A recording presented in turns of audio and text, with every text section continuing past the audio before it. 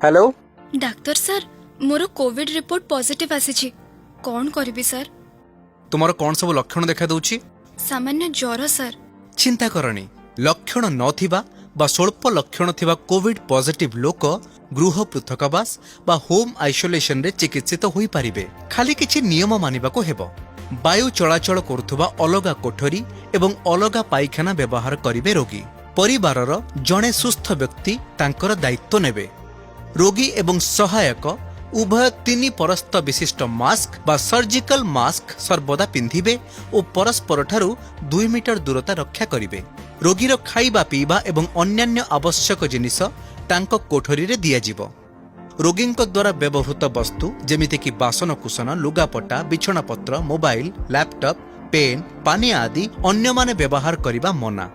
रोगीर बासनकुसन लुगापटा आदि को भल भावरे साबुन रे धोइबा दरकार। ए कार्य करुथुबा समय रे मास्क और ग्लोव्स पिंधिबा जरूरी। मास्क टिश्यू पेपर नाकपोछा कना आदि अध घंटा 1% ब्लीचिंग द्रवण रे बुड़ाई नष्ट करिदेबे। रोगी पेट माड़ी और कड़ माड़ी अदल बदल करी सोइले श्वासक्रिया सहज हेबो। अति कम रे 14 दिन गृह पृथकावास रे रहिबाकू पड़िबो। कोविड रोगीर जत्न नेउथिबा सहायक निजे गृह संगरोध रे रहिबे। मास्क एवं ग्लोव्स पिंधिबे। भल भावरे साबुन रे बारंबार हाथ धोइबे। निजर कौनसी कोविड लक्षण हेउछि कि नाई नजर रखिबे और लक्षण आसिले कोविड परीक्षा कराइबे। रोगी को साहस और उत्साह देबे। ठीक समय रे औषध खाइबा, निज शरीर तापमात्रा ब्लड प्रेशर ऑक्सीजन सैचुरेशन आदि देखि रेकर्ड करिबे।